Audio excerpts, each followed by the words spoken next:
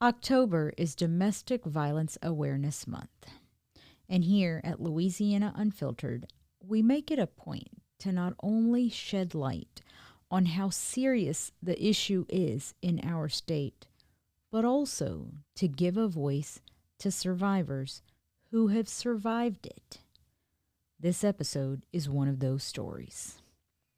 We sit down with Ellie Kousoulas, who opens up about the terrifying moment she had to flee her home with her children, leaving behind everything she knew to protect them. But in the midst of that fear, help came from an unexpected place. A well-known local attorney and her husband opened their doors and their hearts.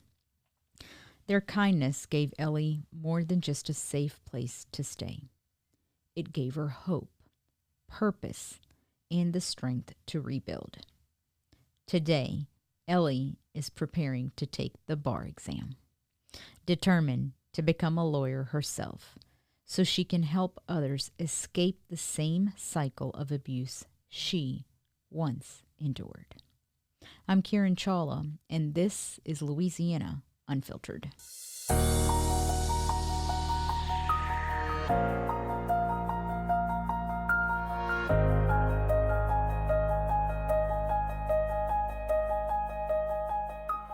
Welcome back, everyone. This week, I want to introduce you to a beautiful young lady, Ellie Kousoulas. I met Ellie a few weeks ago at the domestic violence banquet that Iris puts on annually. And for those of you who don't know what Iris is, we're going to talk about that as well. But Iris basically helps anybody and everybody who's been in domestic violence, is going through it, or even after the fact with protective orders and help with lawyers. So God forbid you're in that situation or know somebody, reach out to them. They have a 24/7 hotline. Anyways, so I have been emceeing their banquet for the last few years, and I hate to get names wrong because, believe it or not, my name is butchered more often than not. So I'm going down the list, and I said, I don't know how to say this last name. And I'm asking the Iris staff, and they said as soon as she gets here, I'm going to have them come over to you. So this is when you come over, and I ask you, please give me the correct pronunciation of your last name. It is Greek, Kousoulas, so now I know that. But when I got to introduce you and say, okay, our survivor story for this year is Ellie. And Ellie, when I sat down and just listened to you, the 5 minutes you spoke wasn't enough for me, and I had to have you back. And obviously October is Domestic Violence Awareness Month, so we wanted to make sure that we stress that. And oddly, Ellie, let me say this, that this morning we were talking in our staff meeting to figure out what we're covering for the day, and one of our reporters, Megan Kelly, who's been a domestic violence victim and is now a survivor, we were talking about how October is pretty much near the end. And she said, yeah, the awareness month is over, but the crisis is far from over. Thank you for joining us, Ellie. Thank you so much for having me. Let's start from the beginning. Tell us your story. Our story is unfortunately very similar to many others out there. And in the beginning of our relationship, which led to our marriage, it didn't start with domestic violence. It didn't start with abuse, psychological, emotional, physical. It started with love bombing. And, you know, I just felt very loved and taken care of. And I thought this person really knew me and understood me. And there was a bond there that I relied on him for. However, it quickly started spiraling from there. You wouldn't have married him if you knew all of that.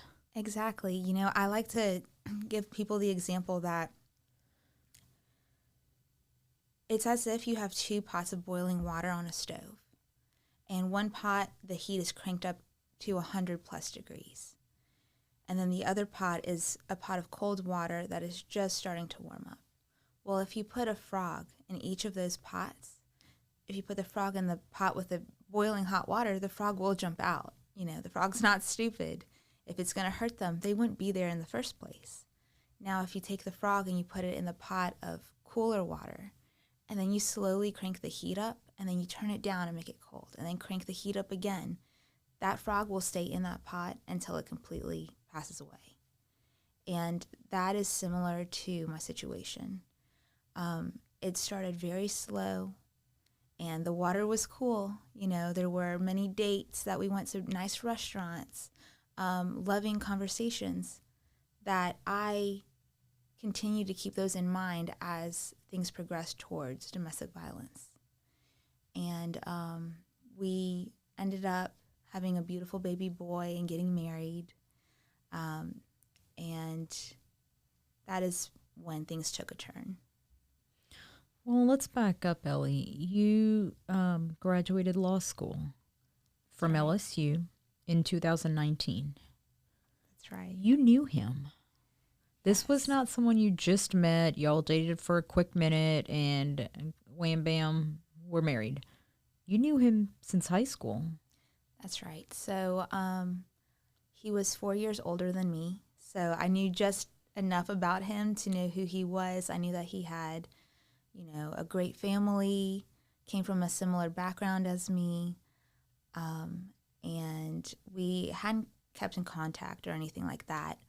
But when I was in law school, we reunited, and I felt like I knew him. I felt there was a sense of trust and belonging because we went to the same middle school and high school and had a lot of similar friends, friend groups and such.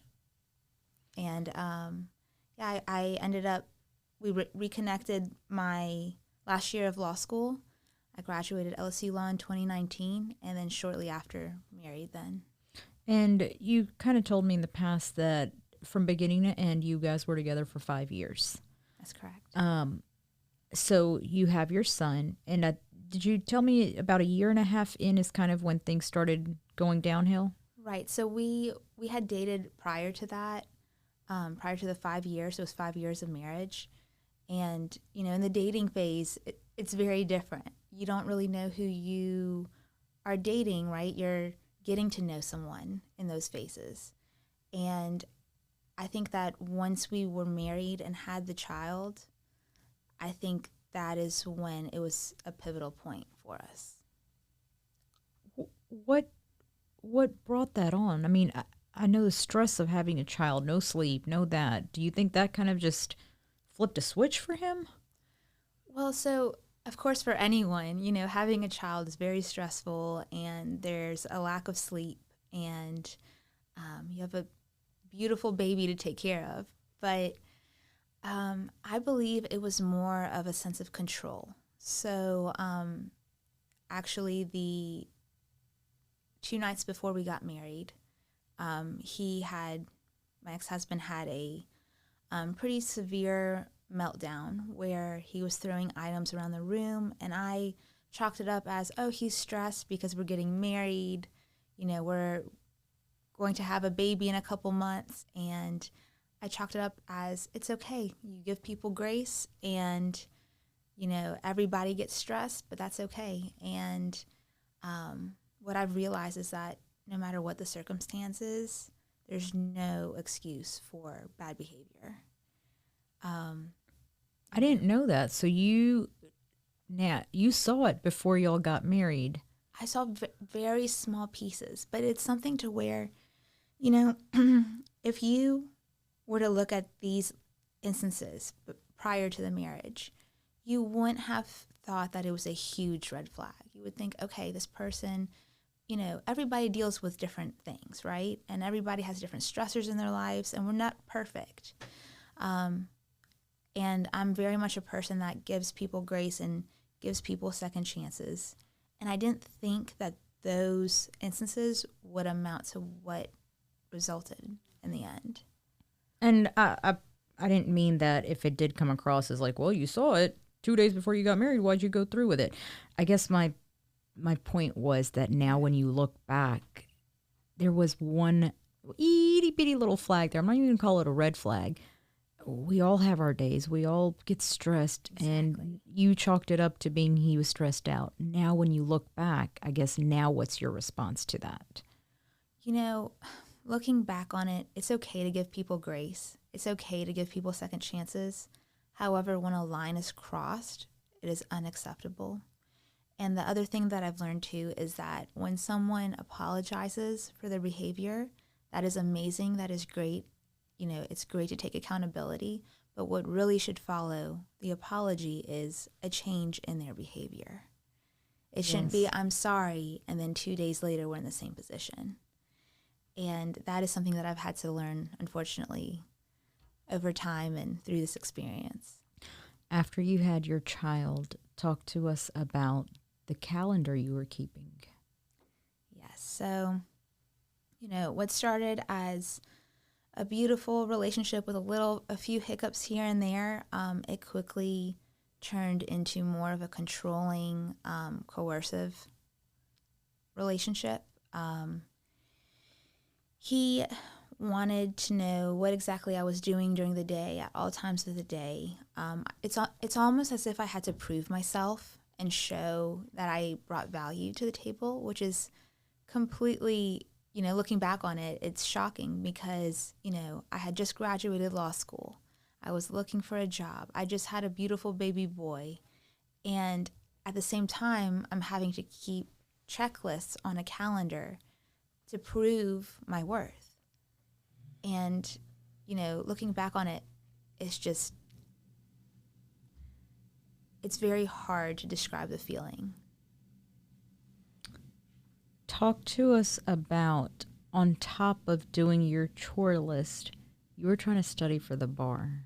That's right. And let's go ahead and put this out there. You're taking care of a newborn as well. That's correct. And talk to us about the chores. They weren't like take the trash out. It was no.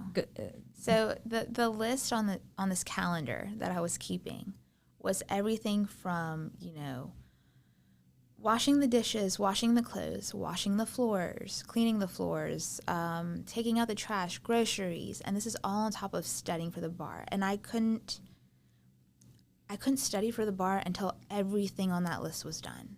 Per him. Because I wouldn't be a good wife and I wouldn't have done my duties and brought value to the family if I hadn't. And so I'm sure a lot of listeners here know that, you know, when you study for the bar exam, it's a very, very large endeavor. I mean, you're studying all day. A lot of people lock themselves in a room and just study hours on end because it's a very large exam.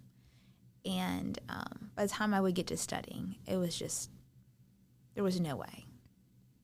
So it's funny because, you know, I've had friends tell me, oh, well, Ellie, did he tell you not to study for the exam? Did he like really put a gun to your head and say, don't study for the exam? And the answer is no. But at the same time, when somebody makes it so tremendously difficult to complete a task, I mean, they're stopping you from studying, you know? It's very hard to describe the feeling of trying your hardest to do everything perfectly per somebody else's standards and never quite meeting them. Well, and one of the things two things I want to bring up, Ellie, that you've mentioned to me in the past, you were speaking up not to shame this person. You've never mentioned his name. You're not speaking to shame him. You're speaking up so others in your position know, get out. Exactly. So my point in talking has never been to shame someone, to harm someone. You know, you have to remember I have 2 beautiful baby boys with this person, and I love my baby boys, and I would never talk badly about their father. This is a story that we had to live through that they've seen personally, and this is something that has brought us a lot of strength as well.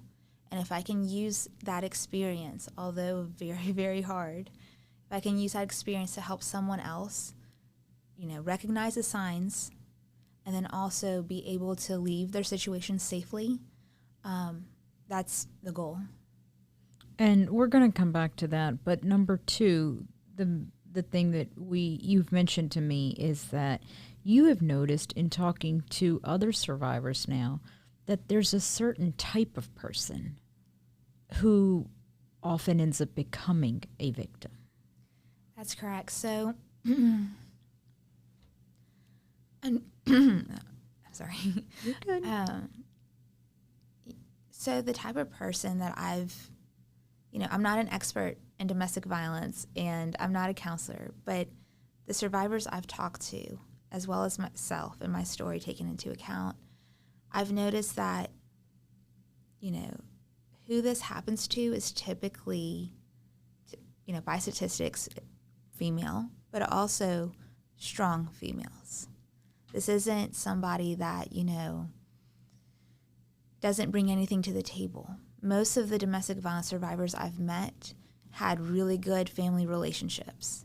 They had, a good job, a good career. There was some component to them that attracted this person to them. And, I think that's human nature. You want to be with somebody that brings good qualities to the table.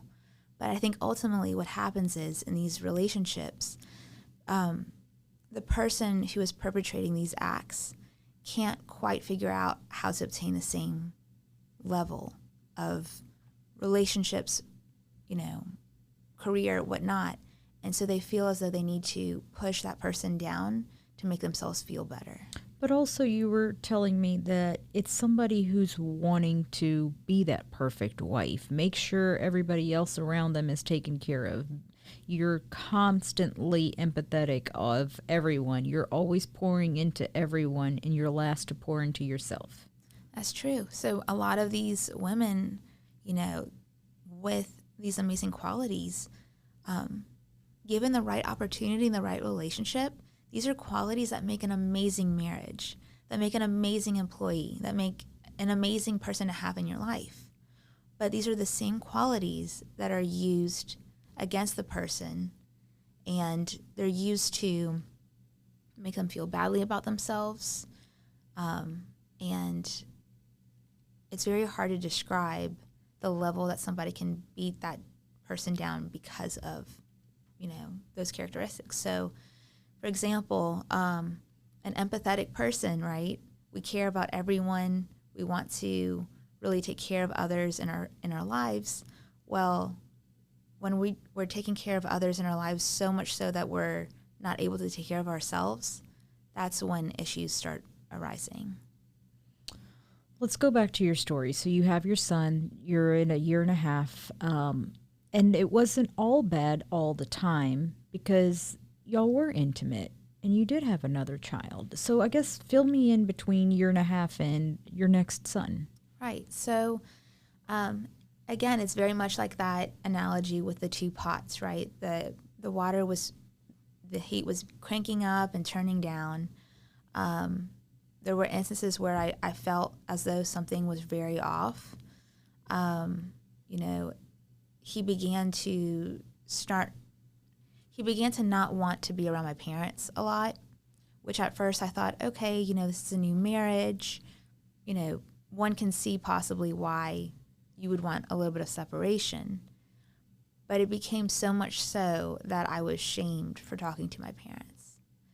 And mind you, with my parents, I have an amazing relationship. I lived with them all through college and law school.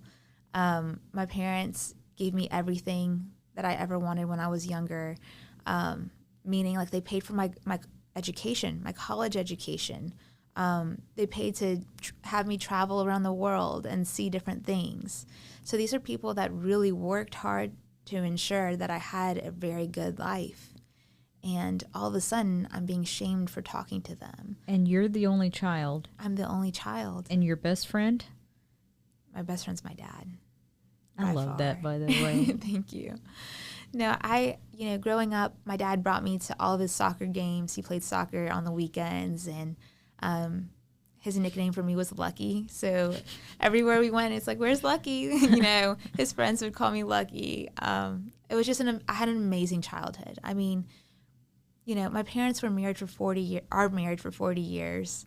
They're both, of Greek descent, moved to America when they were 17. They believe in all the right values and, they've instilled those in me.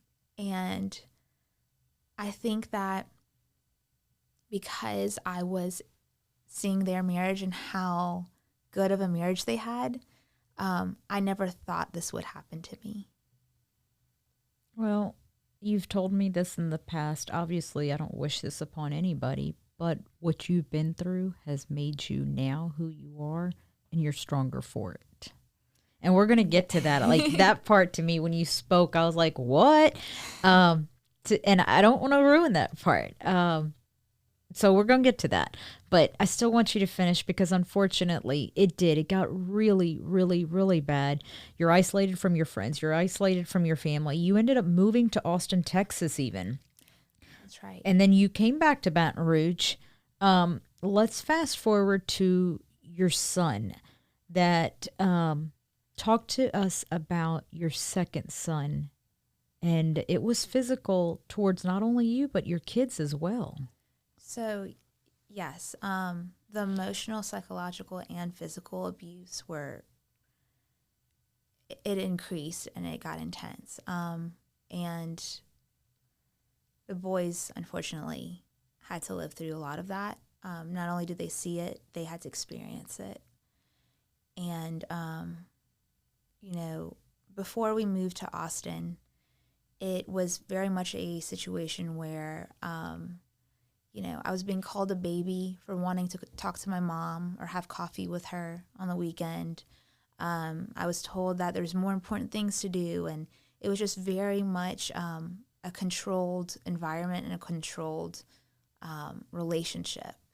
My phone he went through my phone all the time.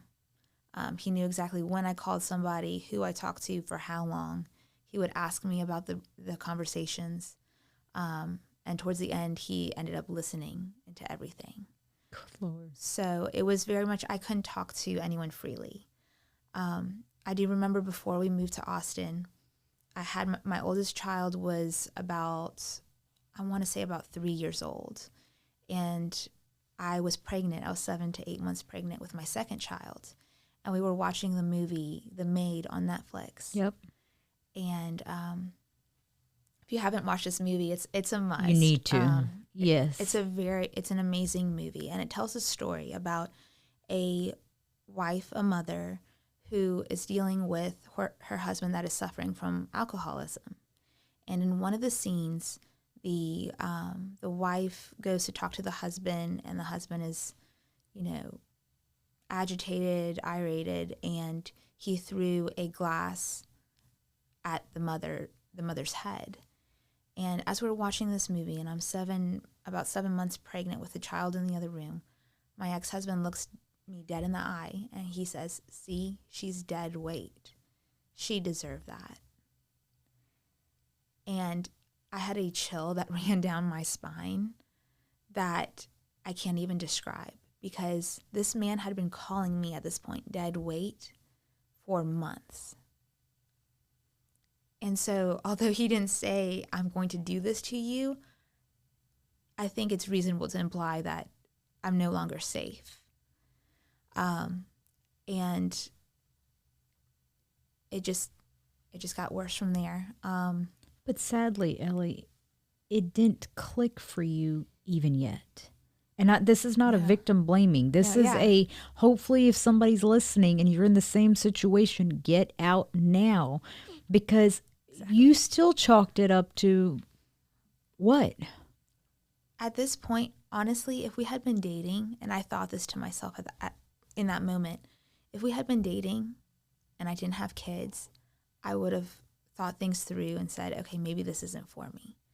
But at this point, I had a child sleeping in the other room, a child in my belly, and this is someone I married and I vowed to stay with, till death do us part. And I'm I was just shocked. I almost thought that he was joking. And that's a very good point that you have. It's, you know, I think women in the beginning, and sometimes men too, this does happen to men as well, we think the other person is joking because the comments and the control are sometimes so outlandish that you think there's no possible way that this person would actually do this. And it just kept getting worse. So there were red flags, but I chalked it up to, you know, giving people grace and, oh, he's just joking. It can't possibly be this bad. And just continued to get worse. It wasn't until I started telling people bits and pieces of what was happening to me and them seeing it for themselves that I realized, okay, this is something I can't handle anymore. And so talk to me about the physical abuse, because you found evidence on your own child. Yes. So shortly after after that incident with the movie, we ended up moving to Austin, Texas. And the reason being was because he wanted to get away from my parents. He didn't like that we lived in the same city. He thought they were too much in his business, that they had, I guess it was too easy for me to talk to them. And he wanted us to live a life on our own in our own little family unit. And, you know, this person to me was somebody that I loved and I wanted to have this family bond with. And so it wasn't that, oh my gosh, like I'm dragging my feet to go there. I was excited to experience a new city. I thought this person loved me and that he was committed to me and that he was going to protect me. And I willingly went with him. And I really thought that by moving to Austin, all the issues would resolve. You know, the control about, you know, am I texting my mom? Am I calling my mom? Am I trying to have coffee with my parents? I thought all of that would just stop, that this was the solution. And we moved to Austin, Texas, and we ended up working for the same company, which, you know, even in a healthy relationship, I would not suggest, you know, but especially in a situation like mine, it really was, I think, the tipping point. So we were working for a property management company that did multifamily apartments. And I was working on the legal side, whereas he was working in the sales side. And I had proven myself to be a decent employee, but I would like to think a good employee. And he was struggling with relationships at work. And because he was struggling, he often put blame on me for that. So, you know, if I get fired, I'm going to divorce you. If I get fired, I'm going to hurt you. It just escalated from there. And I remember one time my parents did actually visit us in Austin, Texas, and my ex-husband was just berating me in front of them, calling me stupid, that I didn't know what I was doing, that I would mess up everything. It was just horrible. It was about, my parents let it go for about an hour and a half of just constant comments, yelling, screaming, saying that I wasn't good for anything. And my dad finally broke the silence, and he looked my ex-husband dead in the eye, and he said, "If you don't want my daughter, that is okay. I can take her back." And my ex-husband just lost it. Like he started crying, and what's funny about this is he made me feel like he was the victim of the situation. I ended up consoling him after the hour and a half of berating. And I remember my parents pulling me aside and saying, "Ellie, this isn't right. This isn't what a marriage should look like." And it still doesn't click for you. And it still doesn't click for me. Tell me about your child being abused. Yes. So there were many instances, unfortunately, of both boys being abused. After we moved back from Austin, we ended up having a family trip to the beach. And it didn't go well. It did not go well at all. The first family trip we had was just myself, my ex-husband, and the 2 boys. And he was mad that the trip wasn't going how he wanted to. We had gone to a restaurant, and the wait, I'm sure if you know, you go to Orange Beach, and sometimes the wait at the restaurants are enormous. They're long. If you're going peak season, like that's what you expect. And it was about a 45-minute wait, and he was just livid. He just didn't want anything to do with it. Mind you, this is after months, about 2 years of escalation, but months of serious just yelling. I don't even know what to call it, just aggravated fits on his part. And so we're at this restaurant. They tell us it's 45-minute wait, and he didn't want to wait. So we get in the car, and he yelled at the boys and I for about 2.5 hours straight in the car. So we're in an enclosed environment where we cannot get out, and he is yelling to the point of spit flying from his mouth, cursing, doing the whole thing. And the boys are in the back screaming, crying, "Mommy, I want to get out. Mommy, I want to leave." And I couldn't do anything about it. Then we had gotten home from that beach trip, and that's when he started getting more and more physical. He had thrown the boys, you know how kids have a little table that they sit at, a little wooden table. He had thrown the boys' table with the chairs at the walls, just because my child said no to something, and which, you know, toddlers, they love to say no. Yes. And he couldn't handle that. He got mad at him. He would call him all kinds of really bad names and just start throwing things. And, you know, prior to that, he had gotten physical with me. You know, there was one instance where I had woken him up because both boys were extremely sick, and he had dug his nails into my arms because he was so aggravated that I had woke him up. And he had shoved me against the wall and said, "If you don't stop screaming, I'm going to hurt you more. Everybody's going to think that I'm abusing you." And I remember in my head thinking, "You are abusing me." You know, I'm thinking, oh my gosh, like, but you're saying this. Like, how are you not comprehending what you're doing? And, you know, after that first beach trip that we had, we ended up having a second beach trip. And this is when it started getting even worse. What happened was this second beach trip was with my parents, and my mom gave my oldest toddler a sippy cup of milk. And she didn't know that we had moved away from the sippy cups.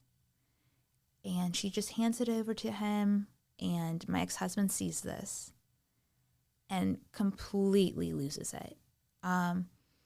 He grabbed my oldest by the neck, lifted him up in the air, and started strangling him in front of everyone. It was to the point where he was completely purple and his eyes were bulging out. This is someone who claims to love his family and could not control his emotions. And I remember my mom yelling, screaming, "Put the kid down, put the kid down. What are you doing? Like, do you know what you're doing?" And finally he let go. And of course he blamed my mom for everything. Like, I acted this way because of you. And my mom pulled me aside, and she was crying to me. And she said, "I'm going to call 911. Like, this is unacceptable. This is unacceptable." And the funny thing is that I was so much under his control and wanted the relationship to work so much so that I told her, "Mom, please don't." You were still trying to keep a marriage intact. I was like, maybe I can get him some help. Maybe I can, maybe it's me. Maybe I can do something different. Maybe I can help him be better. And I didn't want my parents to be involved because I thought that this was our marriage. This is something that this is my burden. This isn't anyone else's. So story I want you to tell is that you told me is your child's head was slammed into a car. Yes. So one afternoon after school, my ex-husband picked up both boys from their daycare, and my youngest at the time was 1.5 years old, and he didn't want to get in his car seat. You know, he was right at that age where he still had the more baby car seat that he had slightly outgrown, and he was kind of fighting it. And my ex-husband got very mad and took him and slammed his head against the car. It left a huge bruise about the size of a softball on his head. It still doesn't click for you. Honestly, no. But then you started reaching out to his family. Right. So when I say it didn't click for me, I knew something was wrong. I could sense it in my body, in my nervous system. But I thought to myself, it surely can't be this bad. Like, maybe I'm overthinking it. Maybe I didn't see it the right way. You start doubting yourself. And then also, when you have someone telling you that you're stupid, that you don't know what you're doing, and all these different things, you start doubting your reality. You start feeling as though maybe I don't know what I'm doing. I mean, you know, I didn't think I could load the dishwasher properly. This is someone who went to law school, graduated law school, you know, had an award for good grades, and now I don't know how to load a dishwasher properly. So my entire reality and my entire belief in myself have been completely lost. And so in these instances, I'm thinking, okay, maybe I don't know what I'm doing. Yep. Like, maybe I just, you know, I'm overthinking this. And let me add, when I'm saying it still doesn't click, I don't mean like you haven't realized something's off here. What I'm saying is you still haven't realized your life is in danger. Exactly. And you need to get out. Exactly. That part, it hasn't clicked for you yet. Right. And so, you know, it didn't really click for me until the last few months of our marriage before I left. It started with abuse of our dog. That was when I thought, oh my gosh, okay, we're in the deep end now. And it's truly because of the witnesses that came forward. Seeing other people's reactions for me was a sign of truth. And so what happened with our dog was he was a puppy, a couple of months old, and he started vomiting because he had eaten the kids' mac and cheese, unfortunately. Uh-oh. You know how that goes. And as he's trying to vomit, this is my first dog, and I don't know what I'm doing. And I'm like, oh my gosh, you know, the dog's vomiting. What do we do? And my ex-husband comes swooping in, grabs the dog, and out of rage, he opened the front door and drop-kicked him into the street. And this is all in front of the two boys. And that is when I froze. You know, at this point, I had already been physically abused, emotionally, psychologically, and the boys as well. But now to see our tiny dog being treated like that, and then the boys were screaming, you know, Daddy hurt the dog, Daddy hurt the dog. That was a moment where my rose-colored glasses just flew off. And I remember there were two ladies that were walking their dogs in the street, and thank God they saw the entire situation.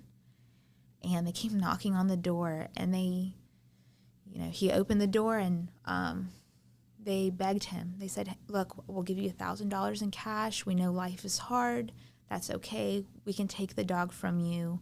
We'll give you money for your dog. And he just started, you know, saying, it's okay. Like, you know, I had a hard day at work. It was an accident, all of that, you know. And that's one thing I do want to point out is that typically in these situations, you know, the abuser has a very charismatic personality and a very there's a charm to them. And so typically for outsiders, they don't really see these moments. It's very rare for them to see these moments. But to the person living with them, they see the dark moments all the time. And so I was very fortunate to have these two ladies that were walking outside of our house at the exact moment this happened. And they saw me and the boys inside, and I was so petrified that they could see the truth that I remember I was sitting on the couch and my eyes were locked to the floor. And my two boys were screaming, crying, and I knew I couldn't console the boys, because if I consoled the boys, there would be physical repercussions from that. And the two ladies they saw, they knew, and I remember them just staring at me. I could feel their eyes on me. And every single day until I left, they walked up and down that street. And they knew. You spoke to his sister, and that's kind of when it finally clicked for you. Yeah, so after the dog incident, it just started spiraling from there. There were a few instances where I felt very unsafe, to the point where I started sleeping with a hammer in my bedside table. There was an instance where he almost drove us off of the Seagan Bridge, all because I asked for a new car seat for our youngest kid. And the rage, I can't even describe the rage. It's very hard to tell people about your story, because it's kind of like describing how it felt if you put your hand on a stove. It's very hard to describe the pain that you feel, and the fear and the emotions that come in that, right? When somebody tries to drive you off of a bridge and is going 90 miles per hour and you're yelling stop and they don't stop, it's a very scary emotion. It's a very, you feel helpless, hopeless, and you don't know how far this person can take it. And it had gotten to a point where I started sleeping with a hammer in my bedside table. And I remember one night waking up to him saying, "I'm miserable, and I'm going to make you miserable." And I just felt that chilling feel, and I said, "Oh no, this is not okay." I ended up reaching out to his family, and thankfully his sister is the one that helped me. And she was put in a very hard position. If you think about it, this is her own brother, this is her own family. Yep. Right? But the one thing she told me was that there's the truth with a lowercase t, and then there's the truth with a capital letter T. And the truth is that I'm being abused. That no matter what circumstance has led him to commit these acts and do these things, it's inexcusable. Abuse is never okay. And that's one thing that I would really love to share with people, is that no matter what the excuse is, no matter if the person is suffering from childhood traumas, or maybe a mental illness, or anything that has led them to the point of physical, psychological abuse, no one deserves abuse.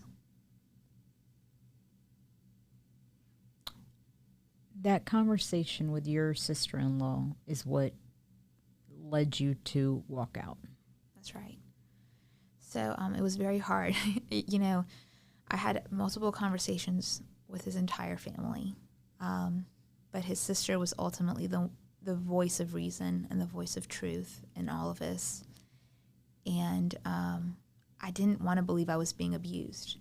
I remember crying to her and saying, there's no way, this can't be my reality. And I truly was, even to this day, it's almost unimaginable how painful it is to accept the fact that you were being abused. And,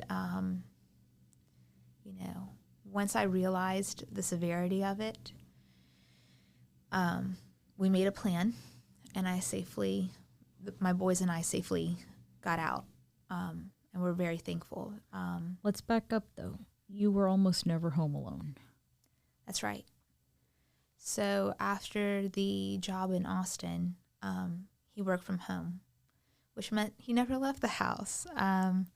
He would go to the gym maybe for 30 minutes during the day, 30, 45 minutes here and there. But he was always at home. And so I couldn't do anything without him knowing or his permission. The only place I could go was the gym because I was called fat, and he made me feel very bad about my looks. He completely destroyed my sense of self, my self-confidence, all of the things that are required to have a, healthy, happy, relationship and mental health. And he had destroyed everything. And so I couldn't do things that normal people could. In fact, when I wanted to go talk to my mom or even his sister about the situation, I had to lie and say that I was going to Pilates. And I would book the Pilates class on my phone so I could show him. And then I would go to his sister's house or my mom. So this day, he ends up actually going out of town for work. That's right. So it was very rare, but this day he had gone to Atlanta, and honestly, I hadn't even come to terms with the fact that I wanted things to end. What happened was he left for the airport, and I was just packing up the kids for another day at daycare. I had their lunches and their water bottles. We got into the car, placed the boys in their car seats, and I buckled myself in. And I just remember looking up at the house, and I thought to myself, never again. Never again will we go back there. And I remember, ripping off my car seat, leaving the boys in their seat with the engine running. I went back in the house, and when I tell you I sprinted down that hallway, I don't even remember my feet touching the floor. I was in such a panic that I was like, we have to leave. And I grabbed 2 sets of clothes for the boys. I grabbed my work computer, and we packed up and left and never came back.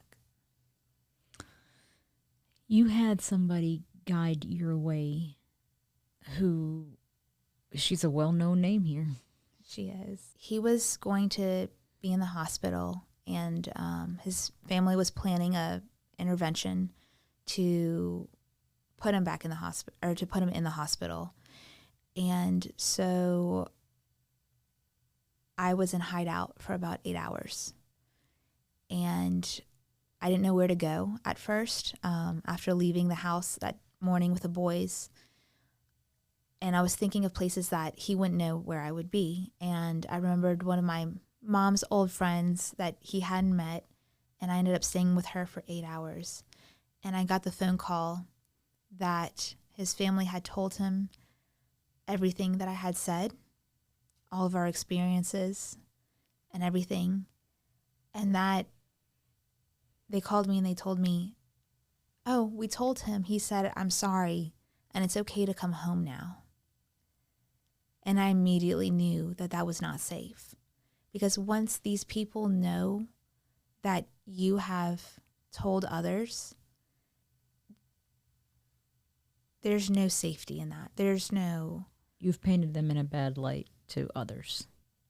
Exactly. And if somebody's easily, aggravated and has, this mentality, you're not safe by going back to somebody that just said, I'm sorry, especially when the last 5 years they've apologized with, I'm sorry, but have never changed their actions after.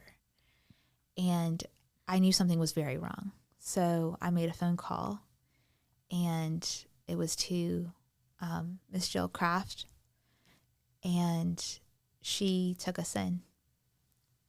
I remember calling her, and my voice was shaking. I was so scared and nervous, I basically told her, Miss Jill, I left my situation, and I don't know where to go. And she told me, the plan, which was to drop off my car, drop off any kind of technology in the car. And I did that. And she came and met me. She told me the location to drop off everything. The main concern there was trackers, because a lot of times in these situations, You're being tracked. And you don't even know it. Exactly. And I already knew that he knew, in our relationship, in our marriage, he knew where I was going. He knew who I was talking to. So it was only reasonable to expect, okay, this is the next step. And I dropped off my car, and I had my boys with me. And actually, funny enough, my dad came with us at first. So, after I dropped off, or after I, rode with the kids from our house, I called my dad previous to going to my mom's friend's house. And I said, Dad, are you home? And he goes, yeah. I'm like, okay, once I get to the house, you need to hop in the car with me.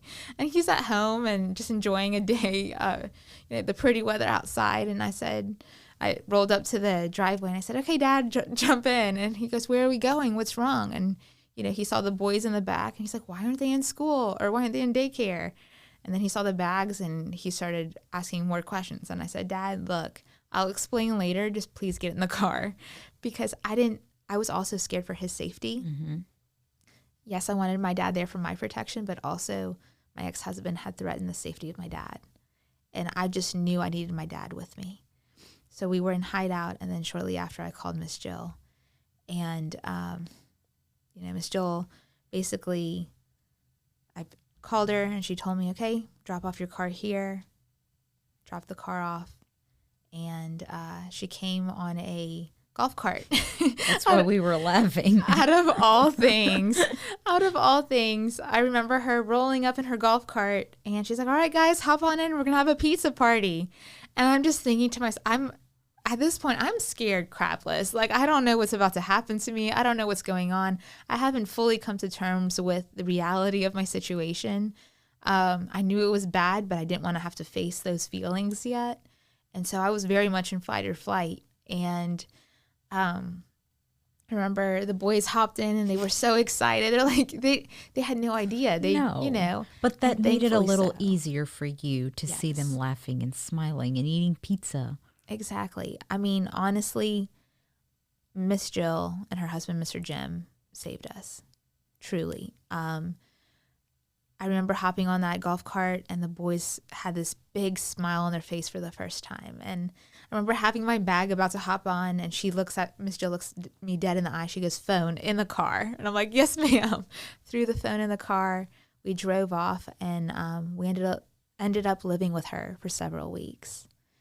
And I've never felt more safe.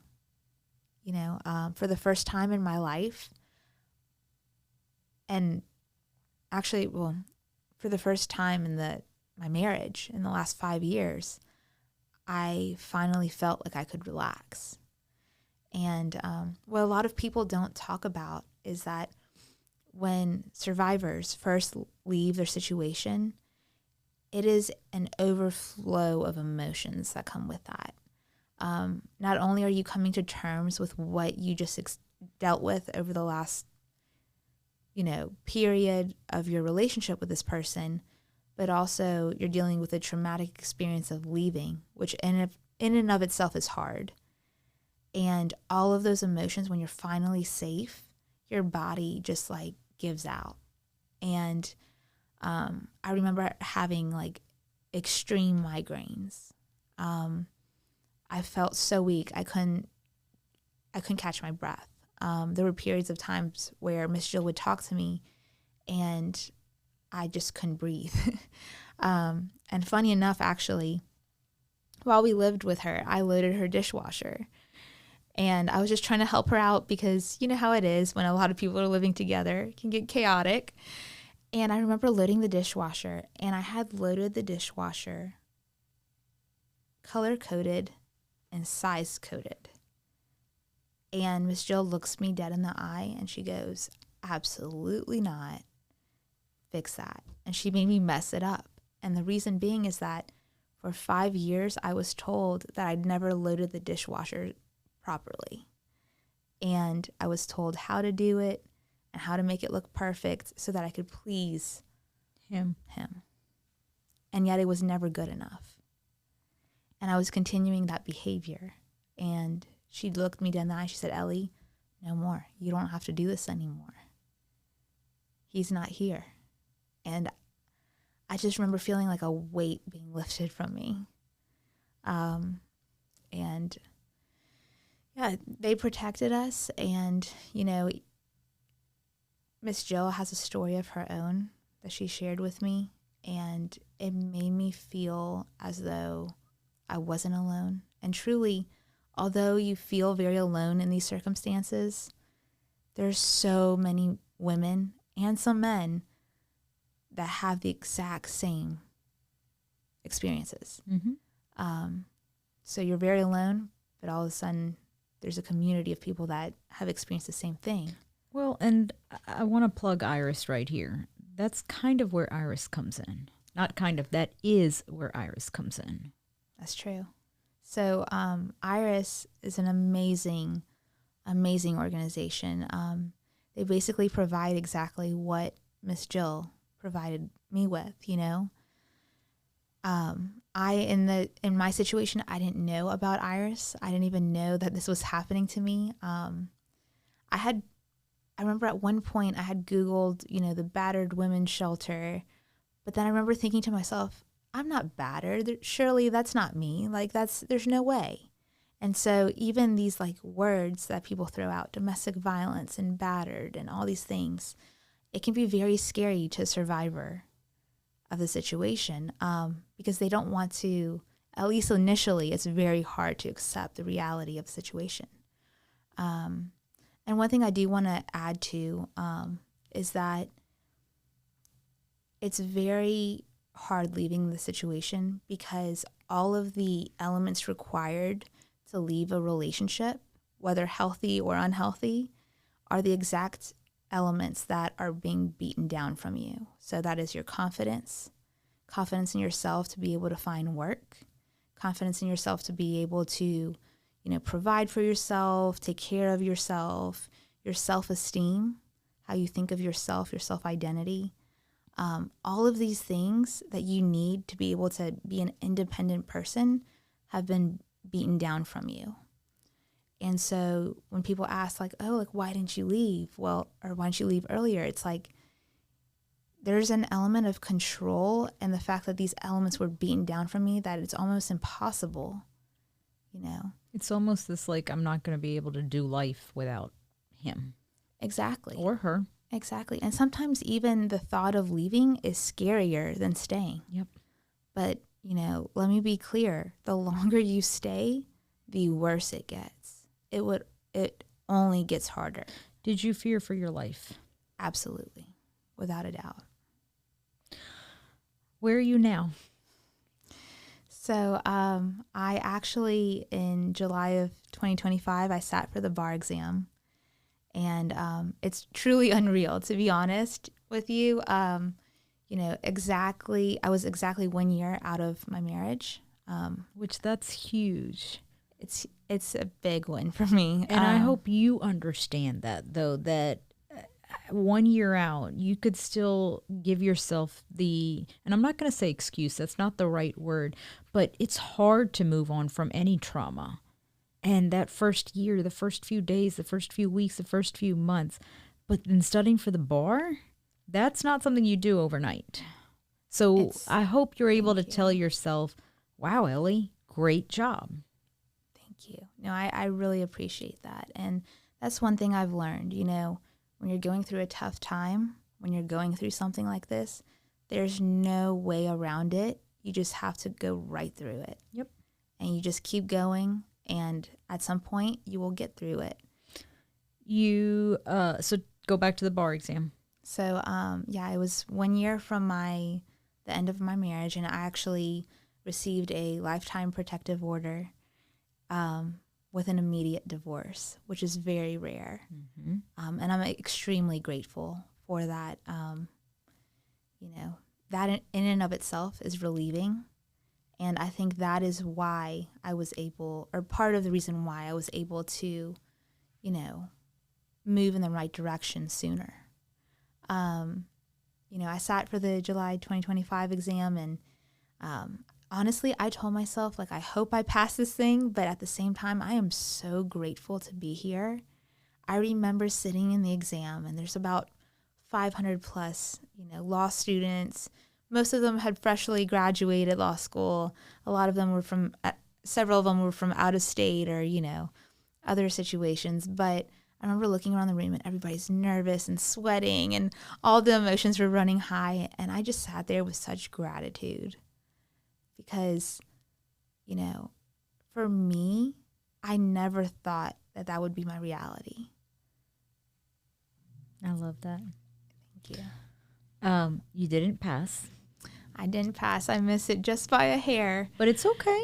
But, you know, here's the thing. You can always take it again. Yes. And after what I've been through, I told my friends, you know, unfortunately, this isn't the hardest thing I've had to do.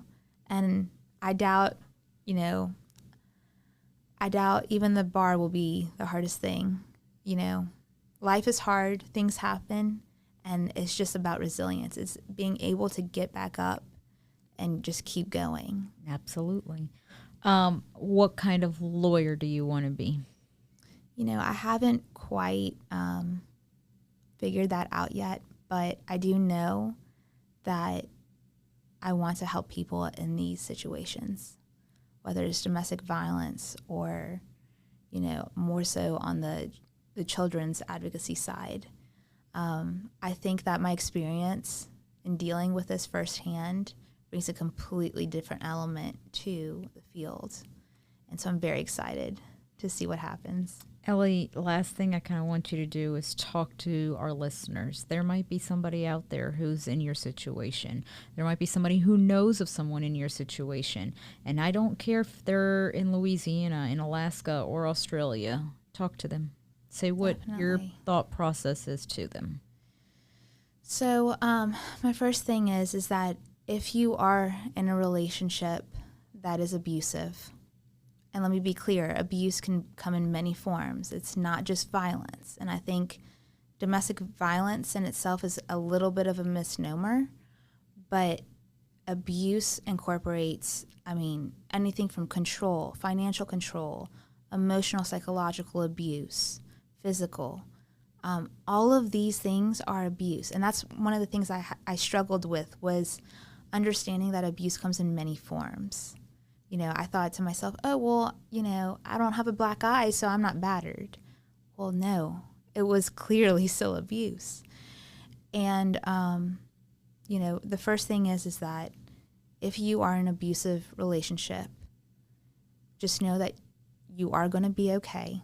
The faster you leave that situation, the better it is. The longer you stay, the harder it gets. And it only gets worse.